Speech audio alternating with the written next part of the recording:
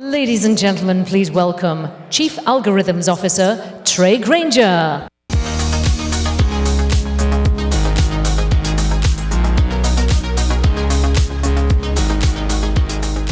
Welcome back, everybody. Who's had a great second day here at Activate? Awesome. Well, as we close out this year, I have the privilege of being the closing speaker, and I get to talk to you today a bit about the next generation of AI-powered search. So let's get going. I guess before we dive into the next generation, maybe we should talk about the current generation and just the general idea of what is AI-powered search. And so there's a bit of a buzzword salad in the industry these days, right? Terms like AI, AI-powered search, neural search, machine learning, deep learning, data science. Obviously, there's a lot of intersection and overlap, but as I think multiple speakers have commented on, made the joke this week, this tweet, difference between machine learning and AI is if it's written in Python, it's probably machine learning. If it's written in PowerPoint, it's probably AI. Raise your hand if you've heard that more than 5 times this conference. Yes. If it's machine learning if it's written in Python and AI if it's written in PowerPoint, what is it when it's written in a book? You guys all have these annoying little postcards on your seats everywhere. But we launched this week a new book called AI-Powered Search that I'm in the process of writing. So basically that means that you can pay money for it now and get it a lot later. But there are some chapters available now, and they'll be released as they come. So if you're interested in diving deeper into this topic, definitely recommend you get it. But the purpose of today, and for our discussion, we're going to talk about the goals of AI-powered search, what's possible today, and then what's coming on the horizon. So in my mind, the general goal of search is to be able to understand user intent and deliver users what they're looking for. That requires a sort of an expert combination of understanding your content, understanding your users, and understanding your domain. And so if we think of sort of the extremes of this diagram here, understanding content, typically that's where we focus on traditional keyword search. Understanding users, if you just focus on user understanding and not input, then that's where you get to things like collaborative filtering based recommendations. And then understanding your domain, people who really get into that tend to focus on building out taxonomies, ontologies, and wrapping those into a knowledge graph. But the intersections of each of these are also interesting. For example, if you combine traditional keyword search and collaborative recommendations, you get this whole spectrum of personalized search, which combines sort of the best of both worlds, being able to have users drive the experience, but also get results personalized. If you combine collaborative recommendations and a knowledge graph, you get this sort of domain-aware matching recommender. And if you combine the keyword search, traditional keyword search, and a knowledge graph, you get this notion of semantic search and really understanding and parsing user intent. But we want to combine all this together, and so we're going to talk a bit about that in this presentation. But the confusion that machine learning versus AI really is something fairly new in the last few years. I was just digging in my old archives and found this beautiful, beautiful diagram you see right here. And there's a lot of circles here. This is from 1998, mind you. So let's ignore most of them, but let's just focus in on these two, machine learning and AI. What you see is that, similar to what Camelia said earlier if you came to her keynote, machine learning is a subset of AI. AI is focused on being able to return answers like a human would, and machine learning is one set of capabilities that enable you to do that. And so we'll talk a little bit more about where search and data science and those things come into play. Keep in mind, this was 1998. Google wasn't founded until 1998, so you don't see search on this circle. Data science wasn't really a thing back then. Deep learning wasn't a thing, so we'll update this in just a minute. But what is interesting is if we start looking into what do people consider AI versus machine learning, you start getting a lot of differing opinions. For example, this article, this article was about Lyft when they were about to launch their IPO. And in the article, it states, a machine learning algorithm was trained to try to identify risk factors. It uses a kind of rudimentary artificial intelligence called TF-IDF that identifies which words and phrases are most distinctive. Of course, as you can imagine, the Twitterverse loved that. TF-IDF is not AI. Counting is AI now. But it's not just counting. TF-IDF involves sophisticated AI algorithms, like division. But isn't naive Bayes counting? Heck, when you get right down to it, fancy-pants Hamiltonian Monte Carlo on a Riemannian manifold is still counting. Embedded an interpreter for a lazy unfolded tree and a continuation monad to do probabilistic programming. Still counting. But a neural network is just summing and multiplication. Well, there's a nonlinearity, but you're right. Not against addition, just the public relations hype. When everything is AI, nothing is. So it's not surprising. If you look at the Financial Times, they did a study earlier this year that said 40% of Europe's AI startups use absolutely no AI in any of their products. 40% of the AI startups. Let that sink in. Of course, that is, like our friend Semantic said, unless you consider TF-IDF to be a rudimentary form of AI, and then probably everybody has AI in their products these days. And so let's revisit that crazy diagram from earlier and update it to a little bit more modern times. So we've got artificial intelligence, and we've got machine learning. So we've already established that since 1998 at least, this has been agreed upon.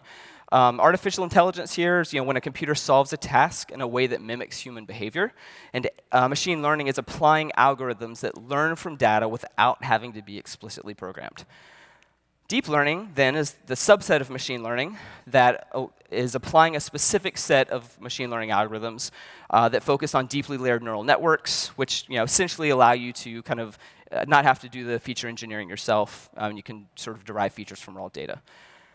Of course, data science is a whole discipline that intersects heavily with all of these.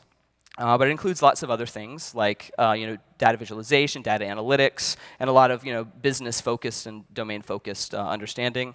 Then, of course, we've got search, which, again, intersects with all of them. Heavy overlap in the intersection of search and AI. But there's obviously things in search that don't have to do with AI as well. Scaling, distributed systems, all of those kinds of things. So then, what is AI-powered search? Well, of course, if you believe my diagram, then AI-powered search is the intersection of search and AI. So the question is, let's stop talking in abstract terms. What specifically is this? So let's look at the outer circle, the AI, the bigger AI circle. So you've got things in here like question-answer systems, virtual assistants, chatbots, rule-based relevancy, and so on. These are all things that can leverage machine learning and deep learning, but they also add other things on top that don't include those. And so you have a lot more rules present in a lot of these systems. Some of them don't use machine learning at all, though most do these days. Next down, you've got the machine learning circle. So this includes things like signals boosting models, learning to rank, semantic search, collaborative filtering, personalized search, content clustering, NLP and entity resolution, semantic knowledge graphs, document classification, etc. Finally, we've got the deep learning circle within the subset. So this is where we're seeing things like neural search, word embeddings, vector search, image and voice search, etc.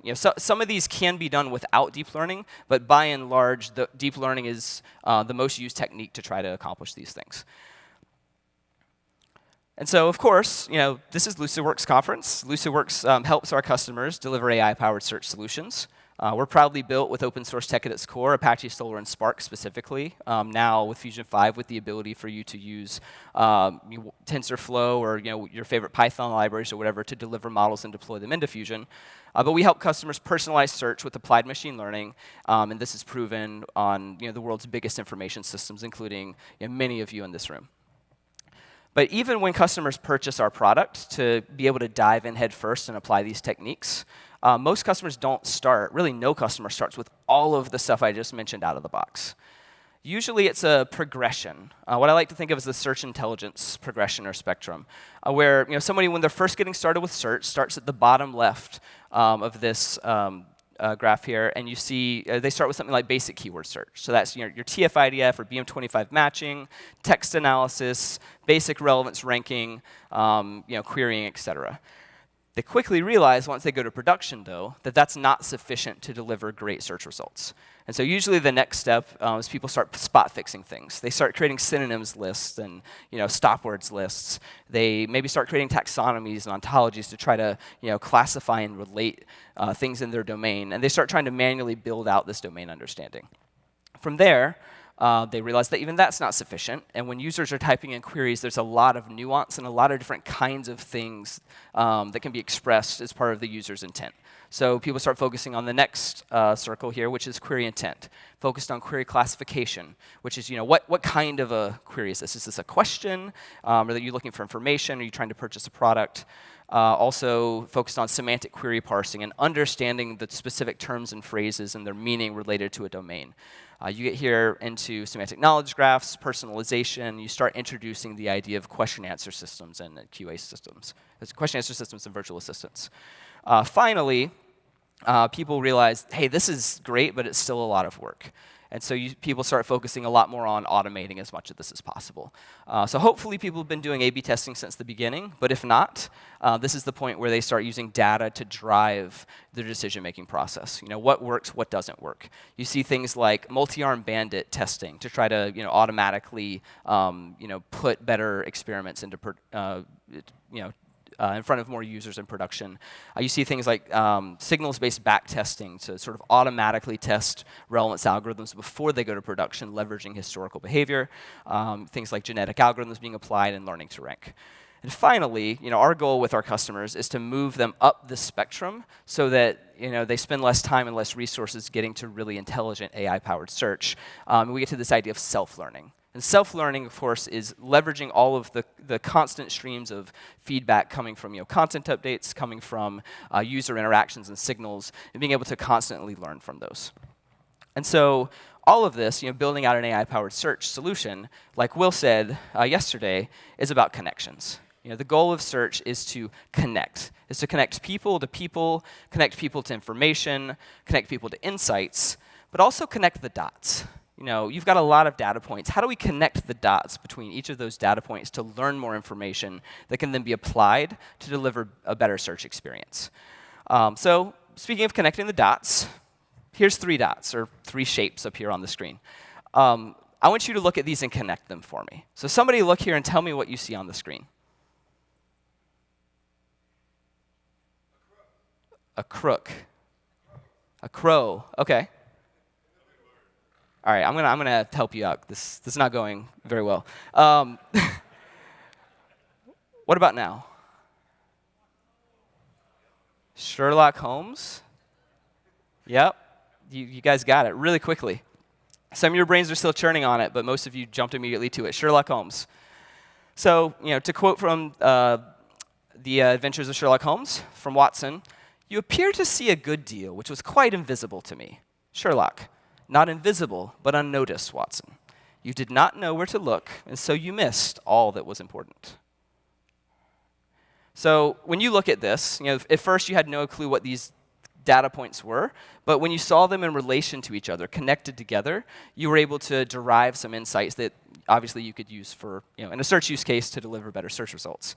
But how did you do that? What process does your brain go through to figure this out? For most of you, you probably saw these together and said, hey, that looks kind of like a head there. That looks kind of like a hat. Maybe that's a coat collar, or maybe the back of a hat. Kind of looks like a nose, the outline there. Let's go with a pipe. There's some smoke coming out of it. And with all that, that hat's it looks kind of like a detective hat, a deerstalker hat.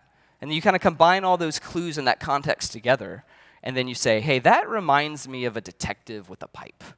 And then from there, you probably said, well, what detectives with a pipe do I know? And so you immediately jump to something. Obviously, at this point, you're making a specific hypothesis from your experience, but you're also leveraging the social cue, the context, that this is a public presentation, and I'm asking a bunch of people, so this is probably an answer that is well known. So you jump to Sherlock Holmes, and from there you probably even went to the next step, which was to come up with a final answer that was Sherlock with a bunch of contextual context around who he is and what other things are related to Sherlock Holmes. So that general process of deducing an answer from all this context is the kind of thing that we want to be able to do in AI-powered search. And so, the most common place that we see these techniques in use today is in these virtual assistants that we're all carrying around in our pockets. You've got Google, Siri, Alexa, etc.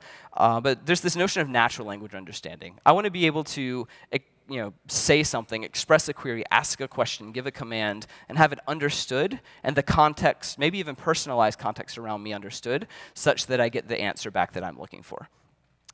And so we'll talk about that a little bit, but first I want to give you a fun personal anecdote. So about a year ago, I decided I was quite out of shape, hadn't been taking care of myself, and that I really needed to make some lifestyle changes. So what did I do? I joined a gym. I started eating a lot more healthy, and started trying to add muscle and burn fat. That's not a picture of me, by the way. I chose that one because I needed a picture of someone who could actually lift that much weight.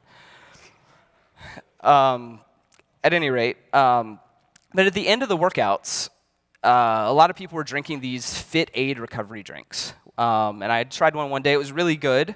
And I looked at the can, and I said, oh, it's got glucosamine and quercetin, I don't know what that is, or if I'm even saying it right, turmeric, electrolytes, vitamins, all kinds of stuff. It looked amazing, but there was one ingredient that I wasn't quite sure about. It sounded amazing, but that ingredient was raw, organic, blue agave nectar. Sugar.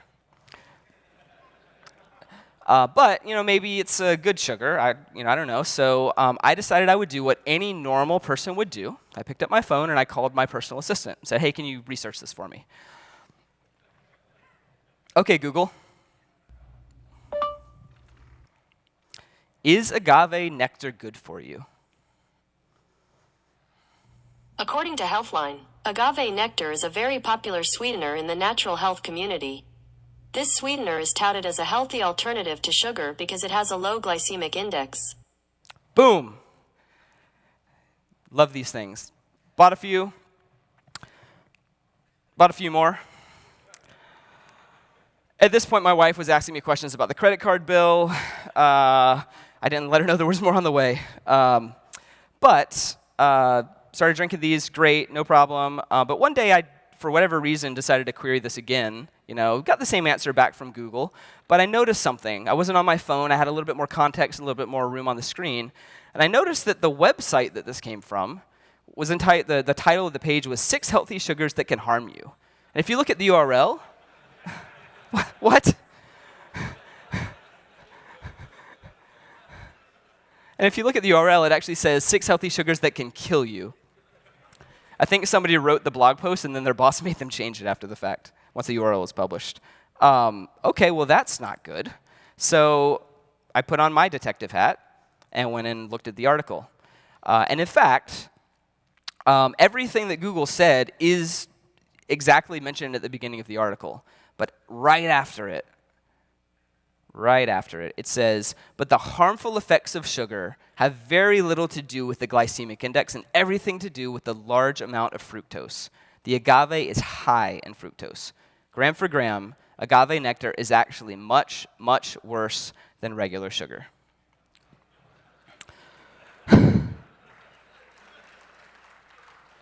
We still have cases of this stuff sitting at my house if anybody wants some.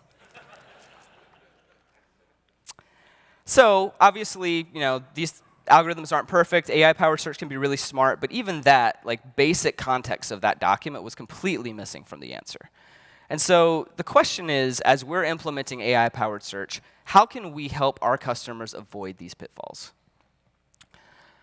Going back to the Sherlock Holmes example, you guys all came to this conclusion, but what if your model had never heard of a detective? What if it had maybe been trained on wildlife instead? Could it have possibly come to a very different conclusion about how these data points are connected? That's not Sherlock Holmes. What if it was trained on art?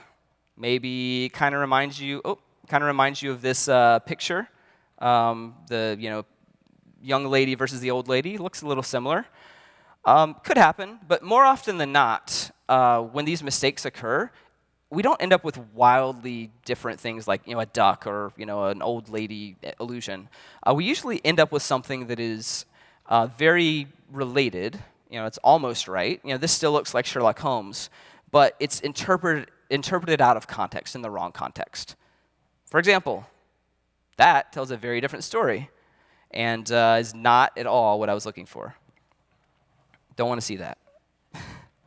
So in search, there's this notion of reflected intelligence or feedback loops that is really, really critical. So the idea here in general, a user runs a search, they see some results. They take an action, a click, a purchase, what have you, on those results, and then those actions feed back into the system so that it can learn what they mean and learn a model that can then improve search for the next user. And then the next user gets a better search. And the cycle of continuous learning repeats forever to make the engine constantly able to tune based upon users. And so there's 3 very common algorithms that are being implemented in this next generation of AI-powered search. One is signal boosting, which is I call it popularized relevancy. This is the idea of promoting the most the most popular relevant results for a particular query based upon what users actually interact with. There's learning to rank, which instead of boosting specific items for a query, learns a generalized relevance model that can then be applied across all queries. And then there's collaborative filtering, which uses these signals to figure out for specific items what other items are related, and for specific users what other items are related. What other items are related because of users being related. And so these algorithms, which you've heard about all throughout the conference this week, are core to the next generation of AI-powered search. We had the talk from Soho Squared on signals boosting, Doug Turnbull's talk on conversion models to be able to generate data to automatically generate data to train a learning to rank model, and then the Sandia National Labs talk on collaborative filtering, for example. These are all examples of these algorithms being implemented at real companies here that you can learn from to be able to build these into your own system. And all of these algorithms leverage that feedback loop we talked about earlier, and it's not that complicated in terms of the underlying process, right? A user runs a search. We record the user, the query they ran, maybe the results that were presented back to them. They then take some action on those results. We record clicks, we record purchases, we record likes, bookmarks, printing of pages, whatever. And then after those signals are collected, we run signal processing and AI and machine learning algorithms to automatically generate relevance models that can then be fed back into the system in order to improve search for the future users.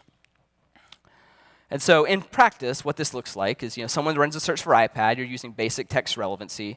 You get results back that match the text of iPad, but they're not great. They're not what I was looking for. And so once the signals feed back in the system, you turn the feature on, the aggregations happen, and now the best results are coming back up at the top, the results users are expecting, because these are the things users actually purchase whenever they run those searches. But there's a problem. And this is something that none of us, very few people, I should say, are actually really focused on today in AI-powered search, and which I think the next generation of AI-powered search is really going to have to focus on, which is the idea of bias, the crowdsourced biases in this data. So specifically, when you have crowdsourced relevancy, it brings all the bias associated with your users with it. So to give you a concrete example, Facebook, if you went to Facebook earlier this year and you typed in this query, photos of my female friends, this is what you get back. Photos of my female friends in bikinis and at the beach. Not good. If you type photos of my male friends, you don't get anything back.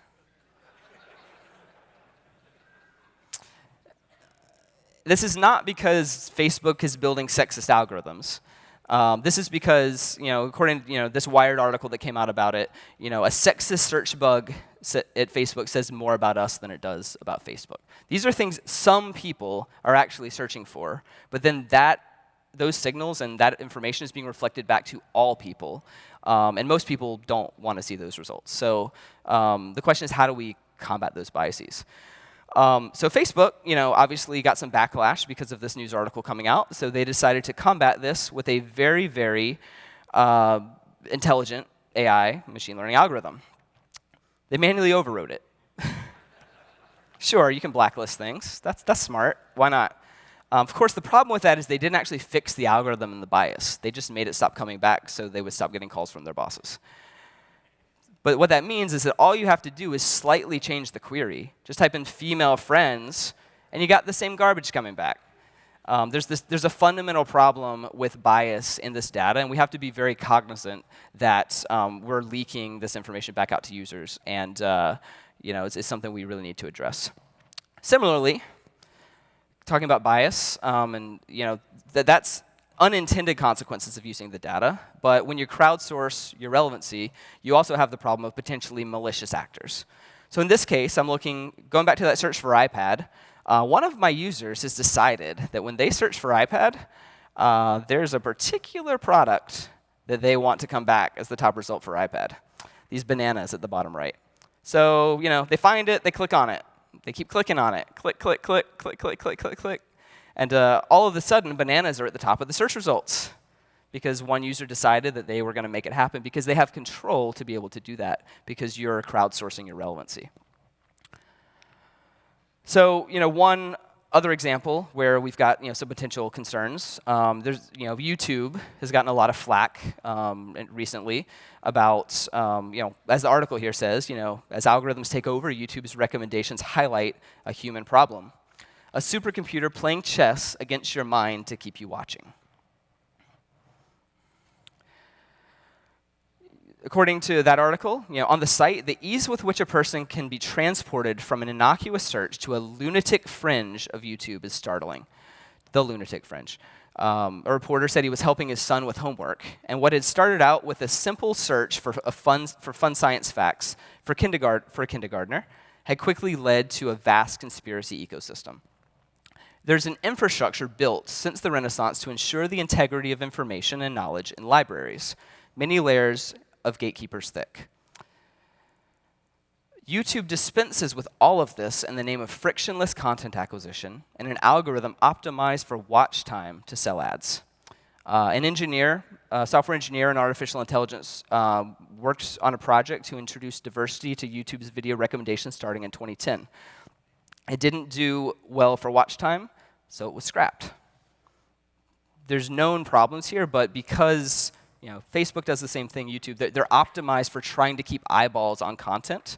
This means that content that basically encourages you to be alarmed, to watch, to dig in more, those are the kinds of things that are going to be promoted. Finally, researchers at Harvard conducted their own tests and found that the algorithm was more often drawing users to extreme content and unfounded right-wing conspiracy theories.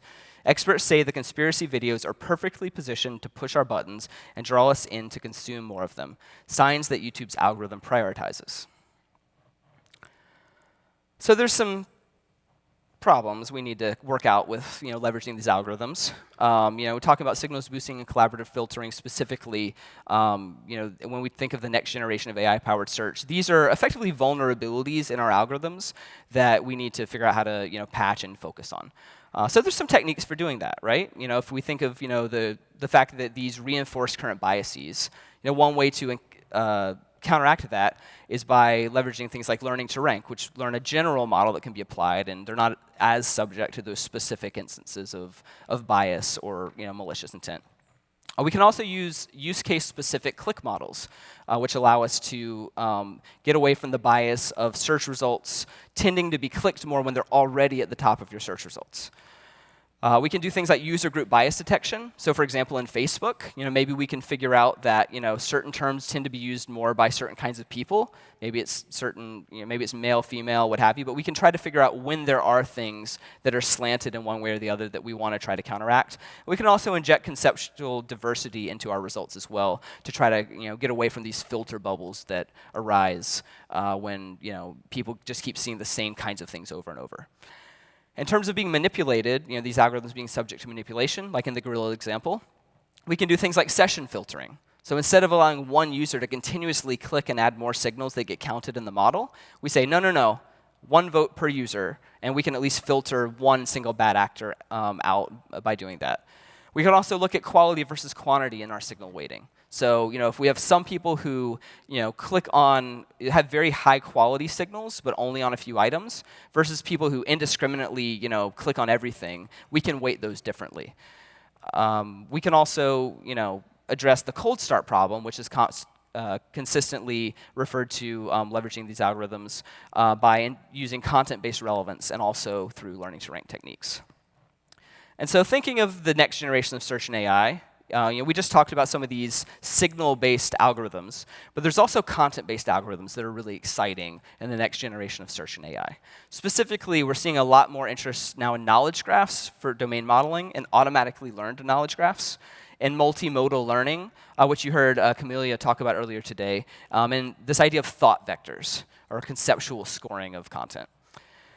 So, around learned knowledge graphs, last year we got something called the Semantic knowledge graph integrated into Solr. And what it does is basically allows you to take your text and unstructured data that's in the search engine and automatically identify the terms and phrases and to be able to relate them together to automatically learn insights that can be used as context when your users are running search. So you're no longer just looking at text, you're looking at terms and phrases and extracting out the meaning associated with those terms and phrases and using your search engine to drive more intelligence. So this is sort of reflected intelligence from content instead of from signals.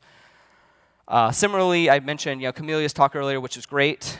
She talked about multimodal learning, and one of the images she shared was this leather bag example, where if you just look at the content, you might match the result on the right, whereas if you actually also take in images and comments and other kinds of information to influence your understanding of the content, then you're going to yield much better results. And finally, we're seeing a lot more interest these days and a lot of discussion around this idea of word embeddings and leveraging vectors in search engines. So, at a very high level, look at the terms on the left, those phrases. Instead of searching for them as individual terms in the search engine, which we would look up in the inverted index, you instead map them to a vector of meaning, and then you can basically find and rank the most related content. So you basically do some basic linear algebra stuff, do a dot product between the vectors, and all of a sudden now, if I search for cheese pizza, even though most of those terms don't also include the word cheese or pizza, you get a nice ranked list based upon conceptual relatedness, not just text matching. Same thing with green tea. Green tea, the top results are water, cappuccino, etc. The least related is donut, whereas for cheese pizza, cheese breadsticks, cinnamon breadsticks, donut are at the top, and water is at the bottom in terms of how they're related. And so this enables this idea of thought vectors, which we're seeing a lot more of these days. So thought vectors, basically, if you go back to the word embeddings we just talked about, word embeddings are taking individual terms and phrases in your content and assigning vectors of meaning associated with them. You can also do sentence embeddings, so taking an entire sentence and associating a meaning with the sentences. You can do this on a paragraph level, or you can do this on a document level. So I'm basically conceptually summarizing the document, the paragraph, the sentence, and the words, and then at query time, I can leverage those conceptual understandings to better match and rank the results coming back. So this is getting a lot more interest these days, and we're going to see a lot more of this over the coming years in AI-powered search. And so, ultimately, whether we're implementing the next generation of signal boosting models, of collaborative or filtering or multimodal recommendations, of personalized search or knowledge graph powered semantic search, whichever of those we're doing, our goal in the end is to understand the unique intent of our users. Because as Will said yesterday, our goal should be to treat our users as one in a million, not one of a million. The next generation of AI-powered search for your organization might be implementing the latest signals boosting, collaborative filtering, learning to rank, etc. Or perhaps you'll set out to implement an auto-learned knowledge graph, integrate thought vectors for better conceptual matching, or a more intelligent virtual assistant or question answering system. Activate continues to be the search and AI conference for learning from the best and brightest in this field. And I hope you all feel empowered and invigorated to put the knowledge and techniques you learned this week into practice. Because search is all about connections.